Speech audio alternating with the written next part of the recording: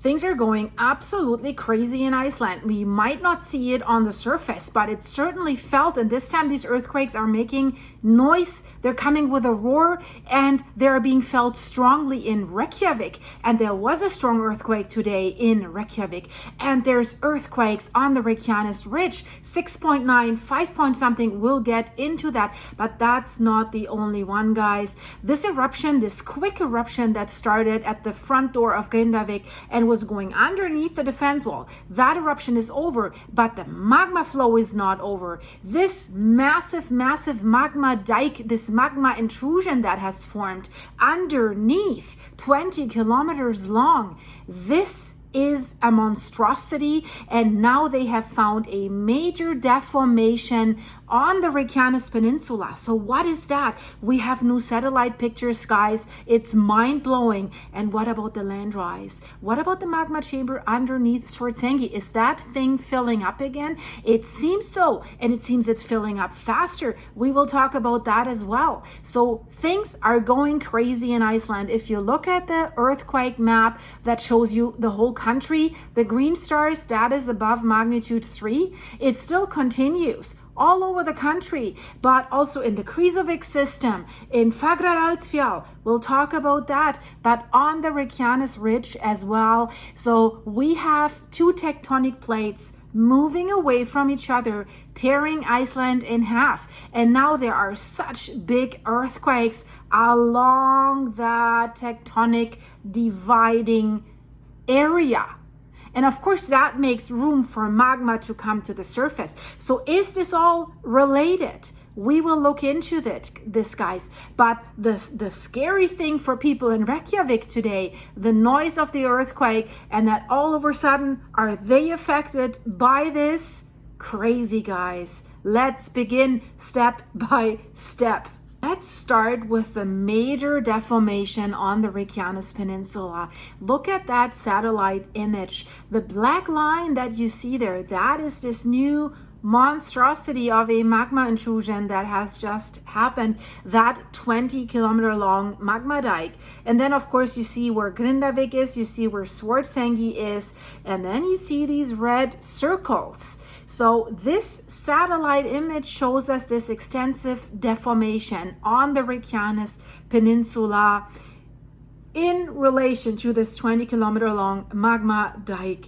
And this eruption that has happened at the doorsteps of Grindavik has only lasted for 6 hours, but the earthquakes are continuing, and that's not normal because usually pressure is building up in the magma chamber underneath Svartsengi until the pressure is too much and it sends the magma out, but that's when the earthquakes stop. But it's not stopping. And I reported in my last video that something very strange might be going on there. You should really watch that video. It's in the end screen, because theories are now emerging from the scientists that the first magma intrusion that happened on November 10th in 2023, with all these extensive damages in Grindavik, that the magma never stopped flowing. So we always thought, okay, it goes out of the magma chamber, it stops flowing, magma chamber's filling up. Maybe it's been flowing continuously and it's filling up all these cracks in the areas of Grindavik. And by the way, there's no damage in Grindavik through that monstrosity that has been formed and through that heavy earthquake swarm that we've never seen before since these phenomena started in late 2023. So this huge Easter egg looking earthquake swarm, and now major deformation. So the shortest eruption that just ended in the Sudnuka crater series, and that was only lasting 6 hours, but now we know the continuation of the events is uncertain because there's a lot of small earthquakes still happening, but also going in the 2 and 3 ranges. You see this here on the earthquake map. That's the current earthquake map for the whole country. And then I will also show you the current earthquake map just for the Reykjanes Peninsula and everything that's a green star that's above magnitude 3. So a lot of small earthquakes are still happening right now at the northern end of this black line of this magma tunnel. That's also, and that's interesting, only 4 kilometers north of Kailur. So is there an eruption happening there? Scientists think it's increasingly unlikely that we will see magma coming to the surface there. That's what the Icelandic Meteorological Office is saying. But, you know, in this area of the magma tunnel between Kailur and Litla Skogfell, there is magma at a depth of only 1.5 kilometers. It's not that deep. So it's not that hard for magma to travel to the surface. And also, we know when this eruption and when this magma intrusion began, the land rise stopped and the land started to subside pretty significantly underneath Svartsengi. About 25 centimeters, the land was subsiding because that magma chamber was emptying out. But that has stopped now, and it's already filling up again. That's what it seems like. And what this satellite image also shows is cracks in the Reykjanes River, where we also had the day before a magnitude 5.3 earthquake. How is this related to this 6.9 magnitude earthquake plus others that happened today at Reykjanes Ridge? And I want to show you where that is located. That is not directly close to Iceland, but it's on this ridge. Here you see the USGS map with the latest earthquakes that have happened there. And there you see Iceland. And so that red line is dividing Iceland. And we see in that list 6.9 Reykjanes Ridge, 5.4 Reykjanes Ridge, 4.9 Reykjanes Ridge, 4.7 Reykjanes Ridge, 4.6, 4.6 again. So a lot of large earthquakes happening there. So this is a very strong earthquake, the 6.9 that happened at Reykjanes Ridge. And depth, only 20 kilometers. And in case you wonder how far is this from Iceland, so that epicenter is located 1,411 kilometers south of Reykjavik, the capital of Iceland. So is that 1,000 miles, something like this? And what we can say is, and this is a very unusual event.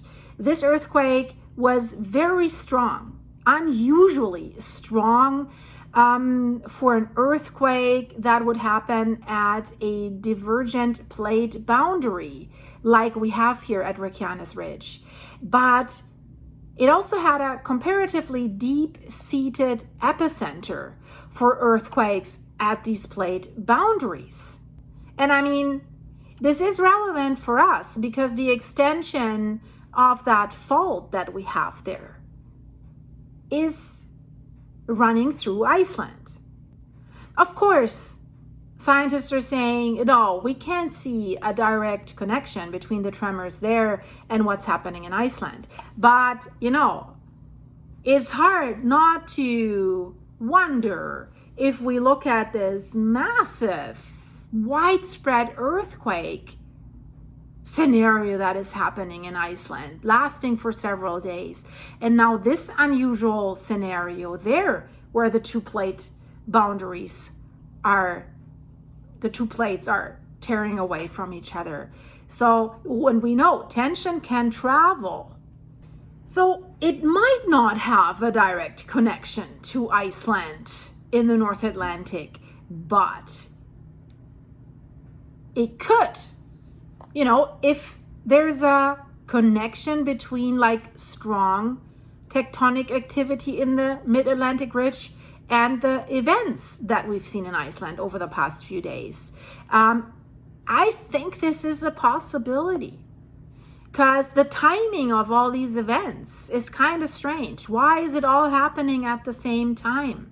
So maybe there is tension coming from that magma intrusion that was building up tension where Iceland is being divided in half, and maybe that tension has been transported further away. It's still the same tectonic plates. Of course, we have no scientists that say, I show you the proof that this is the case.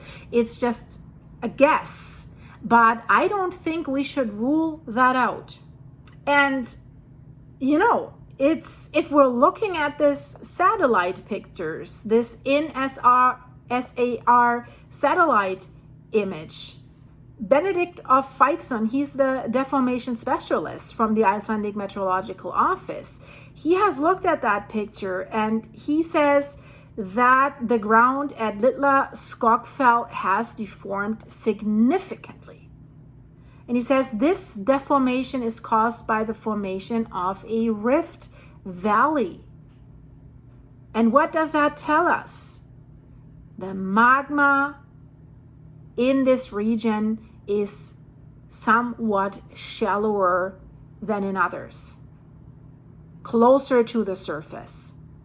But the location where this is happening is not where we have seen the main earthquake activity. It's far more south than where we've seen the main earthquakes. And it's also in an area, thankfully, further away from the main artery, the main access road between the capital Reykjavik and their main airport, Reykjanes. They were very worried about that road. Further away from where the earthquakes had been recorded that we're getting close to Reykjanes. So what is happening? They can't rule out that we still could see magma coming up there, but it's extremely unlikely so far. But the major ground deformation that we're seeing on these satellite pictures and that show us this formation of this rift valley, this is something that also has happened in 2023 when that 15-kilometer long magma dike that was also going underneath Grindavik and into the sea was formed. And while it was going underneath Grindavik, it has caused all that damage. The homes being damaged, the road cracks, these super, super big cracks that opened. One worker fell into a crack and vanished. So while many scientists have said they think that this eruption will be the last, you know, now the same thing has happened that has happened in November 2023. So is this the beginning of a new cycle of eruptions? Because it's kind of similar. Maybe it's not the end, it's a new beginning. And again, we already have a new land rise. Means magma is still coming up. The magma chamber is refilling. You can see this on this graph here from the University of Iceland. And what's a little bit scary is that now that the land is rising again underneath Svartsengi, where we have the Blue Lagoon and the Svartsengi power plant, it's rising faster. Before they thought, yeah, the acceleration rate of that land rise has slowed down over the last few months. So they were thinking, is there less magma coming from a deeper magma reservoir? Has this all narrowed? Is it dying down? And then they thought, yeah, that makes sense because now it's taking longer between the events. And now it's significantly faster than it was in the weeks before the current eruption was happening. So what does that tell us? This tells us that it's not slowing down, in my opinion. This is not the end. This looks like now that it's accelerating, we could see the next event, intrusion, eruption in a shorter time frame. We don't have to wait as long as we had to wait for the last one, most likely. So it looks like, so at the moment, we need to wait for more data that this is repeat. November 10th, 2023, repeat. And since everything is bigger, will the next events be bigger? Now let's get to Grindavik. I mean, Grindavik was so lucky that this eruption only lasted 6 hours. Had it lasted as long as the last one, with the same amount of lava flow over and out for Grindavik, because this thing was already inside, behind and underneath the defense wall. And from the pictures that you see, the defense wall, in my opinion, wasn't high enough. It would have reached the height of the defense wall in no time, and also would have flowed over the defense wall. But now they're having a problem because they have filled in so many cracks, so many dangerous cracks that have formed in 2023. And now they have more. We've seen pictures from roads that have been cracked, and they keep constantly finding new cracks. And now they don't have funding for filling up the cracks that they're finding. We have 7 fissure zones in Grindavik, and they have made an action plan to fill these fissures. So the fissure repairs, according to that previous action plan after November 2023, that work has been completed. They have been working on this constantly, but now they have a second one, and that's unapproved and unfunded. So, and also we're raising the question, does it make sense to keep repairing Grindavik if the volcano keeps destroying it? I'm always saying this is like the Fraggle Rock, guys. They keep building and building, and then the big monster, or what that is, comes and destroys it all and eats it. And that volcano is kind of doing the same. They did not expect it to erupt in Grindavik this time. They thought it's going to erupt at the same spot where it did in the last eruption. So still, the surface of Grindavik is constantly changing. They're constantly finding new cracks. That's why it's so dangerous to live in the town, especially for kids. They say don't go away from cleared areas, from roads, don't run into the fields. So right now, but this is preliminary, mostly in the eastern part of Grindavik, they have found new fissures and also started mapping these fissures. They opened when this eruption began and with this massive earthquake swarm on April 1st. When I first saw this earthquake swarm on April 1st, I thought, is this a April Fool joke? Is this a joke? This looks so crazy. This can't be true. And I took my time until I reported about it, because I was like, but no, the Icelandic Met Office wouldn't do an April Fool's joke like this, right? And it was all over the news, but I was like skeptical because this looked so bad, but it was really true. They have many areas with cracks that have not been investigated further, even old ones. And the mayor of Grindavik basically lives in an area. He lives south of the town, and basically where a big area is, that's still dangerous. President of the town council wants things improved pretty soon. She wants to have an overview which cracks have been filled, then remove these flags that are there, like they have orange flags that says crack, because it's important for her. She says, we want a positive image of the town. But is that really the most important thing right now? Positive image? So that relates to the tourists again, right? I've just released a Campi Flegrei video that kind of explains what's going on there. So bookings are decreasing from Italians. The school trips into the area are canceled. But Americans, if you're watching, you're the ones. Your bookings are up 120%. Crazy. The locals don't want to be there. It's too dangerous. Campi Flegrei, Naples. But the Americans are coming, and they're very happy about that. Unfortunately, the largest of these 7 fissure systems that are there in the town is basically in the middle of the town, and it was well known before. The other fissure systems are more to the east, and the largest openings of these cracks are like about 30 meters deep, like 100 feet deep, and 5 meters wide. And on average, they're above 80 centimeters wide and 5 to 6 meters deep.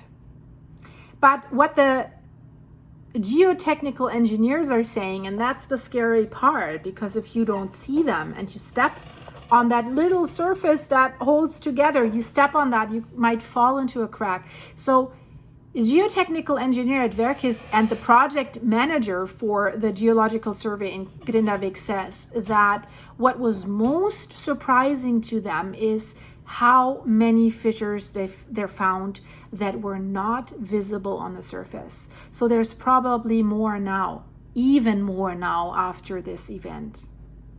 And we know that when the November 10th, 2023 magma dike was formed, it was really forming a sickle valley, how they call it, like a valley, a subsidence that was going through the town. That's why so many homes were tilting. And that was basically 1.5 meters deep. So the height of a person, of a smaller person. And so that was, the whole area was subsiding. And now we have that with the new 20-kilometer magma intrusion as well. And of course, if the land is sinking that fast in such a wide area, lots of new cracks had formed, and there have been older cracks that have been growing and getting larger. And then another valley was formed when they had an eruption in January 2024 that was expanding to the east, and it's basically in between the two other valleys. It's absolutely crazy. And what the engineers are also saying, what we noticed is that the extent of the cracks that we opened up once we found them was much greater than we estimated or than we realized before. And this is also scary again. The next task, once they have finished it inside of Grindavik, for this geotechnical investigation is to map cracks in tourist areas outside the urban area of the town, because the tourists are running around there taking selfies on the lava fields. So this is scary. They haven't done that yet. I'd like you to look at this satellite picture again. And we see at the northern end of this magma tunnel, and in this picture it's a white line. It shows the northern end of this new magma tunnel. And the deformation that we have at the northern end, it lies in an area that's 4 kilometers north of Keilir. And we've seen that the magma tunnel came closest to the surface about 5 kilometers northeast of Stora Skogfell, where it's only, the upper part of the tunnel is only 1.5 kilometers deep. So almost an eruption. But the satellite images show also fissure movement across the northern part of the magma tunnel in the area northeast of Little Skogfell.